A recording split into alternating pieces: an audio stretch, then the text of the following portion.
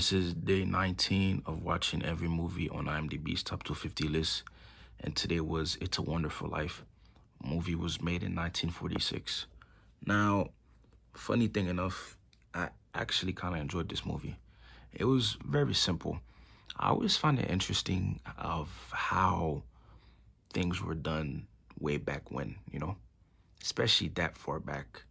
What was that? Well, like, what, 70-ish years back, give or take? 70, 80-ish years back now. Because it's been a while since this movie was made, but the concept, it's so simple. It didn't feel too much. It didn't feel too less. The emotions were there. Obviously, the graphics aren't the best for obvious reasons, but it was so simple. It felt so effective. Like I said, the concept is simple. It was a guy that basically just wants freedom, just wants to do what he wants, right? Obviously, what he wants within the respective of being successful, right? One day being successful, but he can't do that because, well, he was going to do that. Then his father asked him, "Does he want to take over the family business?" I think it was a family business, and he says no. He said he wants to go out, go to college, go to school, get a job and build like the biggest skyscraper or build like the biggest building you've seen, like within the respective of being successful still, right? It's not like a weird job he wants to do. He wants to do something great, and he wants to be free doing it. But an unfortunate accident per se happens where his father dies of a heart attack or something, stroke. I think it was a stroke. His father dies of a stroke, and then he has a brother. So him and his brother had a deal where, so 4 years go by after the father dies, where the brother goes, like another state or something, and was like made second team football or something like that. And him and the brother had an agreement: after the 4 years, the brother would come back and he would take over the business, and then Bailey would go out and be free, go to school, do whatever he pleases. But of course, the brother comes back married and has a job lined up from his wife's dad. It was an okay job, but it has a future in it. Great future. So now, what can Bailey do? He can't tell the brother no. Like, the brother wants to do his own thing also. It's not like, even though you had an agreement, a lot of things can happen from year 1 to year 4. Oh, sorry, I have to do this.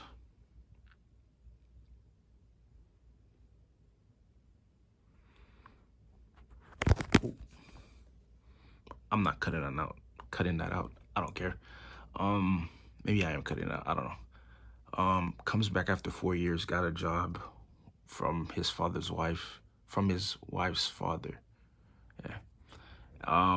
And basically, at that point, what can Bailey do? He has to continue with the family business. I think it was a family. It's like a loan bank type of business, right? Um, so there's another competitor per se. I forget the guy's name, but he doesn't like the Baileys, basically. He doesn't like the business they do. He feels like the business they do just gets in the way of what he wants to do. And therefore, for the next couple years, he's just trying to run their business to the ground, pretty much. He's trying to take their customers, this, that, and the third. And he's rich, by the way. The guy's filthy rich, but for whatever reason, just has all the time in the world to just target my guy, Bailey. But is not successful, fortunately.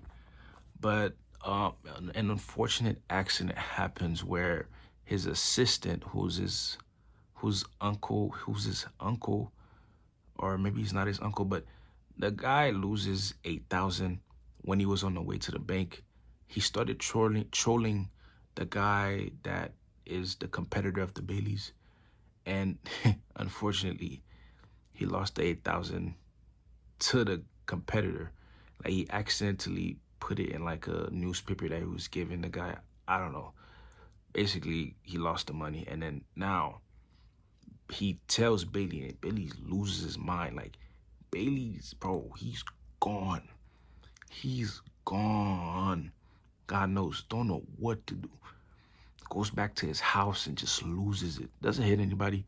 He starts throwing stuff, just loses his mind. It gets to a point where he goes to a bridge and is thinking about it and was actually gonna do it. But crazy enough, he has a guardian angel.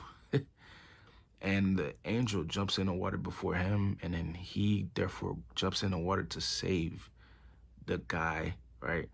And then now they get to talking after their clothes are drying. They get to talking, and he tells him, "I'm your guardian angel." And of course, Bailey does not believe him, because why would he? Um, what happens after that? And then Bailey, because of all the things that's happened, it says he wished he wasn't alive. And the guardian angel grants his wish and shows him a life where he is not known, where he is a nobody. And he goes to a bar he knows. He's asking people that used to know him, and they don't know who he is. His kids are gone. His brother's dead. His father's dead. Mother does not remember him. His wife doesn't remember him, to the point where he starts getting shot at. And then with seeing all of that, the angels tells him, this is the life that you would have gotten, or that would have happened if you weren't alive. So this is the life. If you're not, if you're not you, this is the life. And from that point on, tells the angel, please send me back to my life. I regret saying what I said. And the angel sends him back. And obviously he's the happiest guy alive at that point. Runs back home, kisses kids, kisses wife. And funny enough, he was about to get arrested because of the $8,000 that's missing.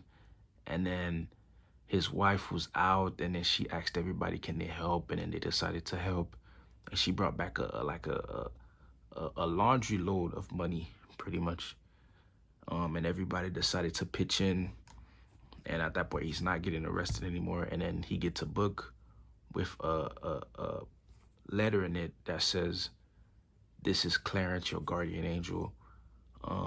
Something of, if you have friends, you're never alone. Something along those lines. And obviously, at that point, Bailey's the happiest man alive.